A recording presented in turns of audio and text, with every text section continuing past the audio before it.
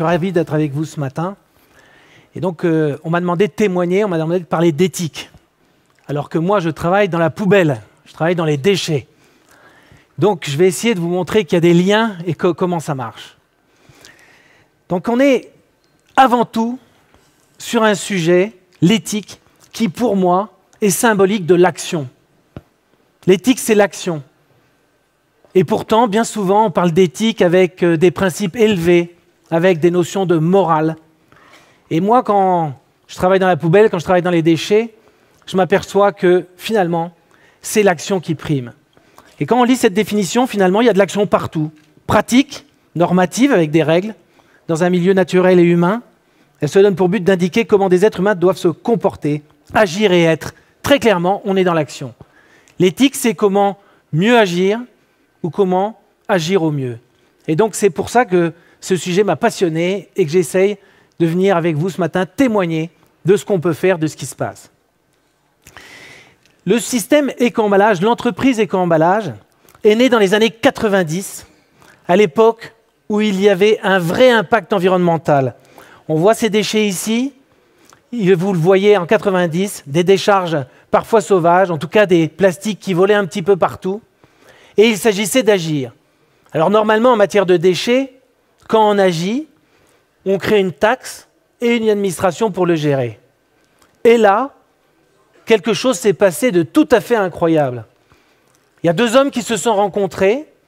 L'un, le ministre de l'écologie, Brice Lalonde, qui était ministre en 90, et de l'autre côté, Antoine Riboud, patron de Danone. L'un s'est dit, voilà, on va agir. Et l'autre a dit, d'accord, je m'en occupe. Et cette phrase est restée gravée chez nous, gravée chez ceux qui agissent, parce que ça a créé un chemin nouveau, une autre manière de faire que de prendre une taxe, de créer une administration et finalement, pour les entreprises, peut-être un peu se dédouaner par le paiement d'une taxe. Alors que agir, c'est quelque chose qu'on doit faire tous les jours. Payer certes, mais aussi agir. Donc ces deux hommes et plein d'autres se sont mis au travail. Et comment ça s'est passé ? Antoine Riboud, à l'époque, patron de Danone, aurait très bien pu dire, voilà, ça concerne mon entreprise et puis ma fédération, l'eau, les produits frais, l'agroalimentaire. Et puis pour les autres, on verra bien. Non. Son projet a été de se mutualiser, de finalement créer une entreprise 100% privée qui fait 100% d'intérêt général, c'est éco-emballage, et que cette entreprise puisse accueillir toutes les entreprises. Les toutes petites, qui font très peu de chiffre d'affaires, très locales, et les très grandes, nationales, internationales, et dont tous les grands groupes mondiaux se sont ralliés à cette cause en revenant dans cette entreprise. Ils sont venus en payant. À chaque fois qu'un emballage est produit, ils payent son recyclage. Tous les emballages que vous avez en main, quand vous avez fini de dîner, de déjeuner, de petit déjeuner, que vous débarrassez et que vous avez l'emballage en main, et vous dites, mais qu'est-ce que j'en fais ? J'espère que vous le dites en tout cas. Hein ? Qu'est-ce qui trie d'ailleurs dans cette salle ? Je crois que tout le monde trie ? Oui, ça me fait très plaisir, merci beaucoup. Et donc cette entreprise, elle a payé. Elle a payé, et là on a 3 secondes. 1, 2, 3. Et dans ces 3 secondes, je dois le mettre dans le bon bac. Est-ce que je le mets dans la poubelle ? Est-ce que je le mets dans le bac de recyclage ? Pour moi, c'est le moment le plus important qui concerne l'environnement, l'écologie, l'économie positive. Et ça, c'est une éthique des consommateurs. Le consommateur, soit il se pose la question, 3 secondes, soit il ne se la pose pas. Soit on perd, soit on gagne, soit on perd. Qu'est-ce qu'on gagne? Qu'est-ce qu'on perd? Si jamais le consommateur le met dans le mauvais bac, ça part et ça sera sans doute incinéré, brûlé, ou bien mis dans une décharge. Et on ne va pas se raconter d'histoire, si c'est mis dans une décharge, en France c'est géré. Mais dans de nombreux pays, on va retrouver cet emballage, cette matière, dans nos forêts ou sur nos plages. Donc très clairement, ce moment fatidique de 3 secondes est essentiel. Ça doit être un réflexe. c'est dans de nombreux cas un réflexe. Dans ce pays, ça marche extrêmement bien. C'est le premier geste environnemental. Et en même temps, on a décidé d'agir très précisément en France pour que ça serve aussi l'économie et l'emploi. Je vais vous raconter cette histoire. Donc on est en 92, l'État a confiance dans les entreprises, l'État par sa vision politique extrêmement innovante et les entreprises par leur vision long terme extrêmement innovante, ça crée quoi? Ça crée de la confiance et ça rassemble toutes les entreprises. 50 000 entreprises décident de s'allier sans se faire concurrence. Les associations de consommateurs, les associations environnementales, les opérateurs de déchets, très importants, et aussi, bien sûr, toute l'industrie du recyclage. Et là, ça a commencé à agir. Les collectivités s'y sont mis, les élus ont commencé à mobiliser leur population pour faire du tri sélectif. Et pourquoi se sont-ils mobilisés? Pourquoi ont-ils eu ce réflexe? Ce n'était pas eux, c'était une entreprise qui allait faire la collecte sélective, les aider à financer, mais très clairement, la responsabilité de l'action était donnée aux entreprises. Eh bien, tout simplement parce que le tri sélectif, ça crée de la propreté. Quand quelqu'un trie, il ne jette plus de papier par terre. Donc ça, un élu, ça l'intéresse, parce que ce qui l'intéresse, c'est d'avoir des villes propres. Quelqu'un qui fait du tri sélectif, c'est quelqu'un qui a un comportement social dans la cité radicalement différent. Il parle, il est proche de l'éducation et de l'environnement, il transmet, et ça fait le job. Et donc, petit à petit, les actions des entreprises, des collectivités, des opérateurs, des associations, ont commencé à entraîner un vrai cycle industriel et économique. Et là, une autre décision d'éco-emballage a été de dire, est-ce que finalement on fait comme tous les autres pays ou beaucoup de pays en Europe? Est-ce qu'on prend ces déchets, on les collecte, on les trie, et ensuite on les renvoie en Inde ou en Chine, très demandeurs de cette matière? Ou est-ce qu'on le recycle chez nous? La décision a été prise de le faire chez nous. Et donc, 250 centres de tri se sont créés, et des petites industries, des PME ou des grands groupes se sont mis à investir dans la transformation. Résultat, en 20 ans, 28 000 emplois. C'est quand même pas rien. Et ça, on le doit à tous. Ce n'est pas éco-emballage uniquement, parce qu'on ne peut rien faire seul en matière de développement durable, en matière d'économie positive. Et donc, je suis très fier que à la fois tous les consommateurs se soient mis dans ce petit travail, dans cette responsabilité, mais aussi qu'en fait, on ait réussi à rassembler des cultures différentes sur un même projet. On est aujourd'hui à 67% de taux de recyclage. On pourrait se dire, bon, on y est. Éco-emballage a un chiffre d'affaires de 650 millions d'euros par an.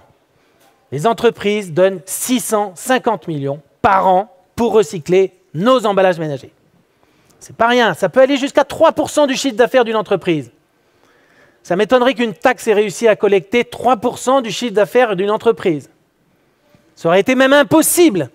Donc en fait, plutôt que la taxe, la contribution volontaire a réussi à massifier plus d'argent parce que c'est la volonté des entrepreneurs et des entreprises que de le faire. Non seulement ils ont payé, mais ils ont en plus agi pour réduire le poids des emballages. Alors on les a un peu forcés, parce qu'on fait payer les entreprises au poids de l'emballage. Donc je suis producteur d'eau, je produis des centaines de millions de bouteilles. Si je réduis le poids de mes bouteilles, je paye moins éco-emballage. Si je réduis le poids de mes bouteilles, je paye moins la matière aussi. Et si je réduis le poids de mes bouteilles, je suis en accord avec mon consommateur, qu'il le souhaite. Donc vous voyez bien que ça dépasse le paiement et qu'on va réellement dans l'action. Et même chose pour l'ensemble des parties prenantes. Aujourd'hui, l'éducation nationale se sert du tri sélectif pour faire de l'éducation à l'environnement. Pourquoi? Tout simplement parce que les jeunes le font, parce qu'ils y croient. Quand vous les interrogez, ils disent « c'est moi qui le fais et donc je sais que ça va être bien utilisé. Je ne le délègue pas, ce n'est pas un bon sentiment, c'est une action quotidienne, donc j'y crois. » Et c'est pour ça qu'on y va et qu'on continue à investir. 650 millions d'euros par an, si je le multiplie par 6, qui est en fait on a un agrément d'État tous les 6 ans, ça ferait près de 4 milliards d'euros. 4 milliards d'euros. C'est énorme. C'est intéressant. Alors à quoi ça va servir? Ça va servir à résoudre deux problèmes qu'on a. Le premier, qui est un vrai sujet d'éthique, c'est qu'en ville, on collecte 2 fois moins qu'à la campagne.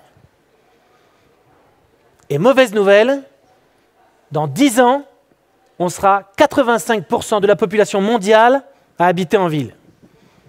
Donc moi, si je regarde les 10 ans qui sont devant moi, je pense que ça ne va pas s'arranger. Donc on a décidé de prendre le taureau par les cornes. On aurait très bien pu se dire, bon, on a un taux de recyclage moyen qui dépasse celui européen, on se calme et on attend que ça se passe.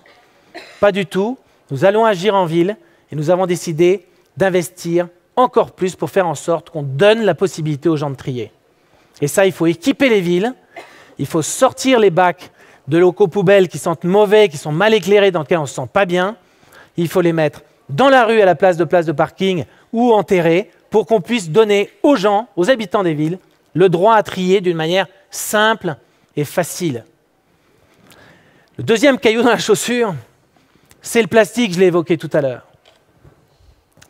Je regarde mon prompteur, il me reste 3 minutes. Le plastique. En 1950, on produisait 1,5 million de tonnes de plastique dans le monde.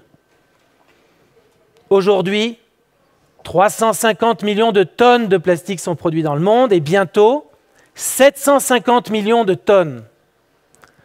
Taux de recyclage du plastique, 23%. Donc si on n'agit pas très clairement sur le plastique, au mieux, il est récupéré dans le mauvais bac et il est brûlé, il sert à faire de l'énergie. En moins bien, fortement moins bien, il va dans une décharge et il peut y avoir, bien sûr, ce plastique qui part et qui rejoindra la mer, car on sait bien que le plastique qu'on trouve dans la mer, les 80 millions de tonnes de plastique qui sont dans la mer ne viennent pas des bateaux qui le jettent, ne viennent pas des plagistes, des baigneurs qui le jettent. Il vient de la terre, par les rivières, il met le temps qu'il veut, mais il y va. Et donc sur le plastique, nous devons absolument agir et développer le recyclage. C'est pour ça qu'une société comme Eco-Emballage ne s'est pas posée pour regarder ça.